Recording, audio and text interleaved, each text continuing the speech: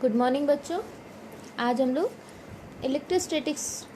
Electrostatics force on a point charge due to continuous charge distribution पढ़ेंगे, अर्थात सतत आवेश वितरण के कारण किसी बिंदु पर स्थिर वैद्युत बल। बच्चों, अभी तक हमने एक सिंपल पॉइंट चार्ज लिया था जिसके कारण हमने वैद्युत क्षेत्र निकाला था, लेकिन ये प्रैक्टिकली पॉसिबल नहीं है कि किसी जस्ट अ पॉइंट को चार्ज दिया जा सके। जैसे कि स्वतंत्र रूप में हमें इलेक्ट्रॉन या प्रोटॉन पार्टिकल्स नहीं मिल सकते हैं, क्योंकि सबसे छोटे पार्टिकल्स जो कि चार्ज्ड होते हैं वो इलेक्ट्रॉन या प्रोटॉन ही होते हैं। तो किसी भी वस्तु को आवेशित करने के लिए उस वस्तु का आकार भी बहुत मायने रखता है। अगर हम किसी चालक का कोई तार बनाएं और उस तार को आवेश दें, तो उस तार में जो आवेश वितरण होगा वो रेखीय आवेश वितरण होगा। इसी प्रकार चालक की कोई चादर या शीट हो, उसको जब हम चार्ज देते हैं तो उस पर जो आवेश वितरण होता है, जो चार्ज का डिस्ट्रीब्यूशन होता है, वो उसकी पूरी सरफेस पर होता है। इसी तरह यदि हम किसी ठोस वस्तु जिसकी लंबाई, चौड़ाई, मोटाई अर्थात वो 3 डायमेंशनल हो, तो उसको जब हम आवेशित करते हैं तो उसके पूरे आयतन में चार्ज डिस्ट्रीब्यूट हो जाता है। इस आधार पर बच्चों 3 प्रकार के आवेश वितरण होते हैं। पहला आवेश वितरण है रेखीय आवेश वितरण, linear charge distribution. Linear charge distribution के लिए जैसा कि हमने बताया आपको कि यदि पतले तार को, अब वो पतला तार चाहे सीधा हो चाहे मुड़ा हुआ हो, उस तार को जब हम एक समान रूप से आवेशित करते हैं तो उस पूरे तार के कारण किसी पॉइंट P पर, ये हमारा तार है, देख रहे हैं आप लोग, और उसके सामने एक पॉइंट P ये लिया गया है, और इस पॉइंट P पर हमको इस पूरे तार के कारण, जो कि L लंबाई का तार है, वैद्युत बल निकालना है। अब बच्चों, जैसा कि हमने पहले भी बताया कि वैद्युत बल या वैद्युत क्षेत्र या वैद्युत विभव, इन सब राशियों को कैलकुलेट करने के लिए हमें एक टेस्ट चार्ज Q0 मानना पड़ता है। तो हम ये मानेंगे कि पॉइंट P पर एक टेस्ट चार्ज Q0 रखा हुआ है। अब इस तार पर आवेश Q है जो कि पूरे तार में वितरित है, तो इसका जो रेखीय आवेश वितरण होगा, या जिसको हम कहेंगे linear charge density, linear charge density will be total charge upon total length of wire. Total charge is Q and length of wire is L. So Q by L will be equal to lambda. बच्चों, हम linear charge density को lambda से denote करते हैं। अब अगर हम तार पर एक छोटा सा एलिमेंट, उसकी लंबाई का छोटा सा एलिमेंट dl माने, तो dl पर जो चार्ज होगा वो होगा dq into lambda del dl, जहाँ dq छोटे एलिमेंट dl पर आवेश है और लैम्डा इस तार की लीनियर चार्ज डेंसिटी है।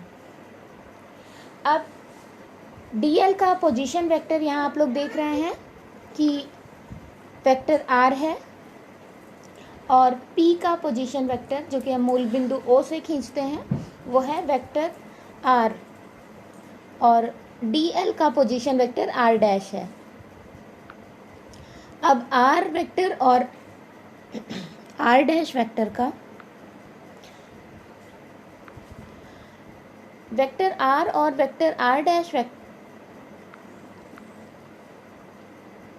डैश का जो परिणामी होगा वो हम इस लाइन से, जो कि DL और P को मिलाती है, उस लाइन से हम रिजल्टेंट को व्यक्त करेंगे।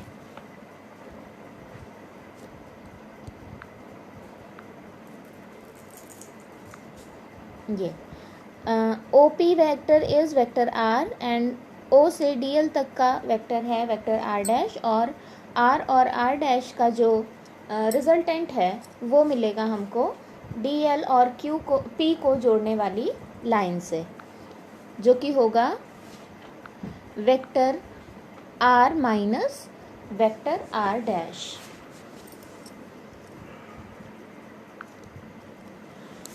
अब बच्चों, कूलाम लॉ की सहायता से हम DL पर जो भी चार्ज है DQ, उसके कारण पॉइंट P पर यानी Q0 पर वैद्युत बल कैलकुलेट कर सकते हैं। और इसका सदिश रूप कूलाम लॉ का ये लिखा हुआ है, DF is equals to DF vector is equals to 1/4πε0 Q0 DQ upon mod of vector R minus vector R dash. Mod का मतलब है कि परिमाण, यानी vector R minus vector R dash. देखिए बच्चों, DL से P तक की दूरी vector R minus vector R dash द्वारा ही प्रदर्शित की जा रही है, तो ये दूरी का स्क्वायर होता है, लेकिन वेक्टर रूप में यहाँ पर जो मैग्नीट्यूड होता है दूरी के वेक्टर का, उसका क्यूब लिया जाता है और इनटू किया जाता है दूरी के वेक्टर से।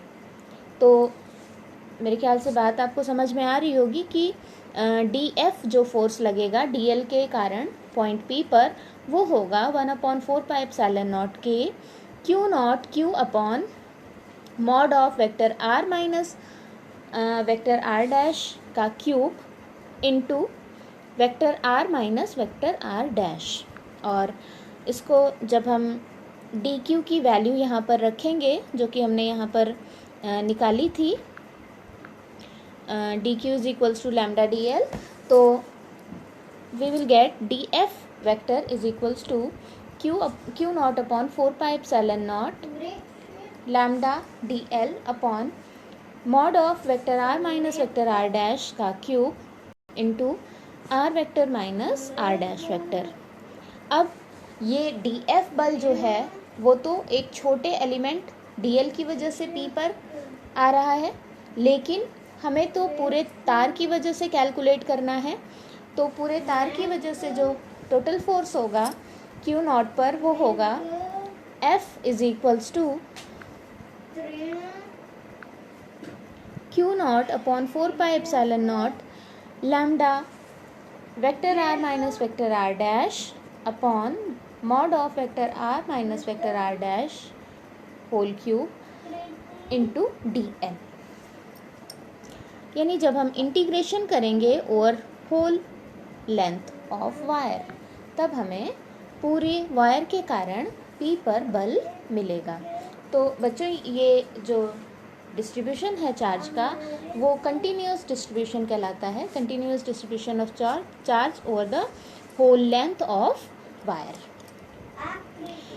अब दूसरे प्रकार का जो चार्ज वितरण है या चार्ज डिस्ट्रीब्यूशन है, वो है सरफेस चार्ज डिस्ट्रीब्यूशन, जिसको हम पृष्ठ आवेश वितरण भी कहते हैं। बच्चों, यहाँ पृष्ठ आवेश वितरण में पृष्ठ आवेश घनत्व जो है वो सरफेस चार्ज डेंसिटी को हम लोग, जैसे हमने लीनियर चार्ज डेंसिटी को लैम्डा से डिनोट किया था, वैसे ही सरफेस चार्ज डेंसिटी को सिग्मा से डिनोट करते हैं, स्मॉल सिग्मा से। And small sigma is equals to charge Q upon surface area S। अब जिस तरह हमने रेखीय आवेश घनत्व के लिए हमने एक पूरे तार की लंबाई का एक छोटा एलिमेंट DL माना था, उसी तरह हम एक पूरी शीट के, एक कंडक्टिंग शीट है जिसका एक छोटा सा एरिया एलिमेंट लेते हैं DS, और DS की वजह से पॉइंट P पर, जो कि टेस्ट चार्ज Q0 जहाँ पर रखा हुआ है, वहाँ पर हम वैद्युत बल निकालेंगे। बच्चों यहाँ पर जो O से P तक का पोजीशन वेक्टर है वो वेक्टर R ही है, और O से DS तक का पोजीशन वेक्टर है वो वेक्टर R डैश है। और वेक्टर R और R डैश का जो रिजल्टेंट हमें मिल रहा है वो R minus vector R dash होगा। अब Q नॉट पर हम इस DS एलिमेंट की वजह से जो फोर्स निकालेंगे वो होगा dF vector is equals to 1/4πε0 Q naught sigma ds upon mod of vector R minus vector R dash cube vector R minus vector R dash. और force on Q naught due to total surface charge, क्योंकि हमें तो पूरी sheet की वजह से, इस पूरी शीट की वजह से हमें पॉइंट P पर चार्ज कैलकुलेट करना है, इसलिए हम इंटीग्रेट करेंगे, ये जो एक्सप्रेशन हमें मिला है इसको इंटीग्रेट करेंगे ओवर होल सरफेस एरिया।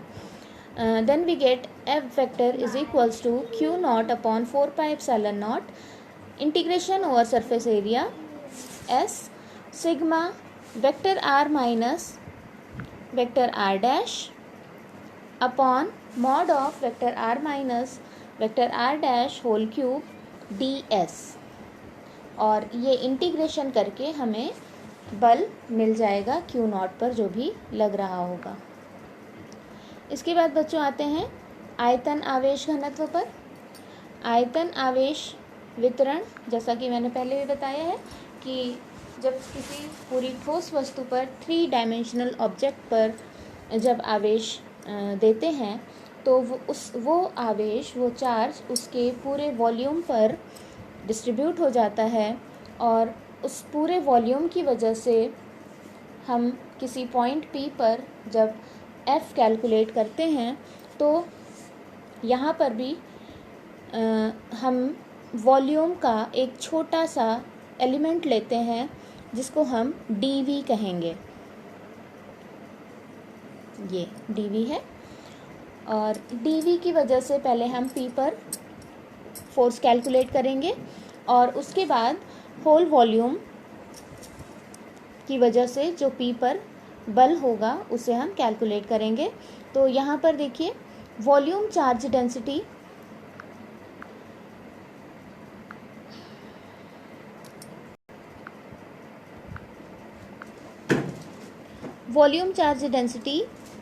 जिसको हम रो से डिनोट करते हैं,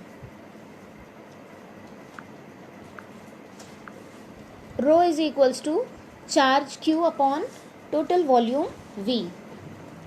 अब dV जो कि स्मॉल एलिमेंट है वॉल्यूम का, उसकी वजह से उस पर जो चार्ज होगा वो होगा dQ इंटू रो dV, और उसकी वजह से Q नॉट पर जो फोर्स होगा वो होगा dF vector is equals to 1/4πε0 Q naught rho dV upon mod of R vector minus R dash vector whole cube into R vector minus R dash vector. अब Q नॉट पर पूरे volume की वजह से जो चार्ज होगा वो हम इंटीग्रेट करके निकालेंगे। F vector will be equal to Q naught upon 4πε0 integration over volume V rho vector R minus vector R dash upon mod of vector R minus vector R dash cube dV। और ये integration करके हम लोग वैद्युत बल calculate कर सकते हैं।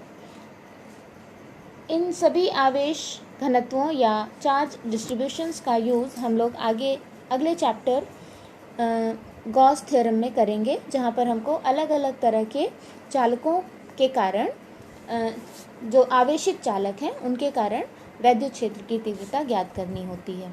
आज के लिए इतना ही बच्चों, थैंक यू वेरी मच।